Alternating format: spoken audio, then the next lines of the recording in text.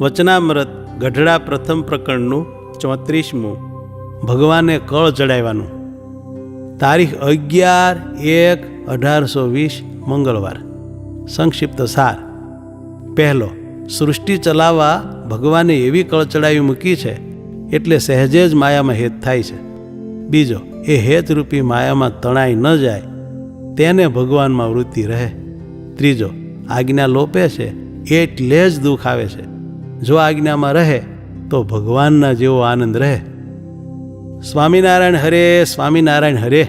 સંવત 1876ના પોષવદી એકાદશીને દિવસ સવારમાં શ્રીજી મહારાજ શ્રી ગઢડા મધ્યે દાદા ખાચરના દરબારમાં આથમણે દ્વાર ઓરડાની ઓસરીએ ઢોલિયા ઉપર દક્ષિણાદુ મુખારવિંદ રાખીને વિરાજમાન હતા અને ધોળો ખેસ પહેર્યો હતો ને ધોળો ચોફાળ ઓઢ્યો હતો ને માથે ધોળી પાગ બાંધી હતી ને ફૂલના હાર પહેર્યા હતા ને પાગને વિશે પુષ્પના તથા હીરના તોરા લટકતા મૂક્યા હતા ને 2 કાનની ઉપર પુષ્પના ગુચ્છ ખોશ્યા હતા અને પોતાના મુખારવિંદની આગળ મુનિ તથા દેશ દેશના સત્સંગીની સભા ભરાઈને બેઠી હતી અને મુનિ વાજિંત્ર લઈને કીર્તન ગાતા હતા.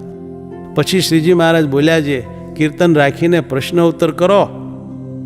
પછી બ્રહ્માનંદ સ્વામીએ પ્રશ્ન પૂછ્યો છે, સર્વ સુખના ધામ અને સર્વ થકી પર એવા પરમેશ્વર છે, તેમાં જીવની વૃત્તિ ચોંટતી નથી અને માયિક એવા જે નાશવંત તુચ્છ પદાર્થ તેમાં જીવની વૃત્તિ ચોંટી જાય છે, તેનું શું કારણ છે?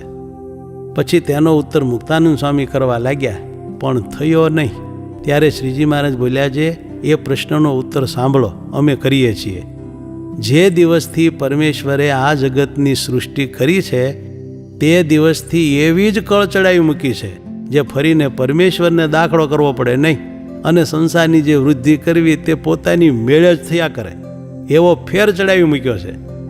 તે માટે સહેજે સ્ત્રીમાં પુરુષને હેત થાય છે અને પુરુષમાં સ્ત્રીને હેત થાય છે અને એ સ્ત્રીથી ઉપજી જે પ્રજા તેમાં પણ સહેજે જ હેત થાય છે. તે એ હેતરૂપી જ ભગવાનની માયા છે. તે માયાના પ્રવાહમાં જે ન વહે તેની વૃત્તિ ભગવાનના સ્વરૂપમાં રહે છે. માટે જે ભગવાનનો ભક્ત હોય તે માયિક પદાર્થને વિશે દોષ બુદ્ધિ રાખીને વૈરાગ્યને પામે અને ભગવાનને સર્વ સુખમય જાણીને ભગવાનમાં વૃત્તિ રાખે.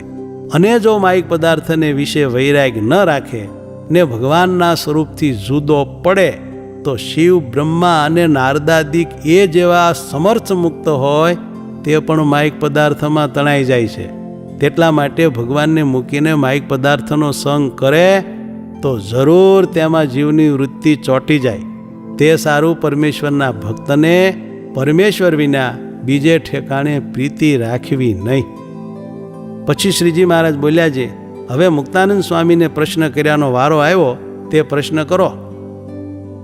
પછી મુક્તાનંદ સ્વામીએ પૂછ્યું છે, જીવને ભગવાનની પ્રાપ્તિ થવી તે અતિ દુર્લભ છે અને ભગવાનની પ્રાપ્તિ થઈ ત્યારે એથી બીજો મોટો લાભ પણ નથી ને તેથી આનંદ પણ બીજો નથી. તે એવા મોટા આનંદને મૂકીને તુચ્છ પદાર્થ માટે કેમ ક્લેશને પામે છે? એ પ્રશ્ન છે. ત્યારે શ્રીજી મહારાજ બોલ્યા છે, લ્યો એનો ઉત્તર અમે કરીએ છીએ.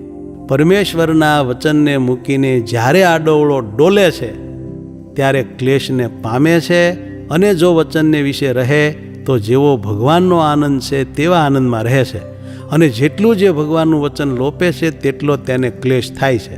માટે ત્યાગીને જે આજ્ઞા કરી છે તે પ્રમાણે ત્યાગીને રહેવું અને ગૃહસ્થને જે પ્રમાણે આજ્ઞા કરી છે તે પ્રમાણે ગૃહસ્થને રહેવું ને તેમાં જેટલો ફેર પડે છે તેટલો ક્લેશ થાય છે. અને ત્યાગી હોય તેને 8 પ્રકારે સ્ત્રીનો ત્યાગ રાખવો ત્યારે તેનું બ્રહ્મચર્ય વ્રત પૂરું કહેવાય ને તેમાંથી જેને જેટલો ફેર પડે તેને તેટલો ક્લેશ થાય છે.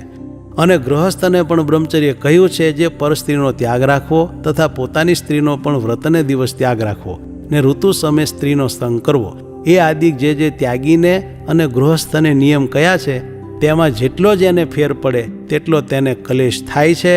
અને ભગવાનથી જે વિમુખ જીવ હોય તેને જે સુખ દુઃખ આવે છે તે તો પોતાને કર્મે કરીને આવે છે અને જે ભગવાનના ભક્ત હોય તેને જેટલું દુઃખ થાય છે તે તુચ્છ પદાર્થને અર્થે ભગવાનની આજ્ઞા લોપવે કરીને થાય છે. ને જેટલું સુખ થાય છે તે ભગવાનની આજ્ઞા પાળવે કરીને થાય છે. ઇતિ વચનામૃતમ ગઢડા પ્રથમ પ્રકરણનું 34મું થયું.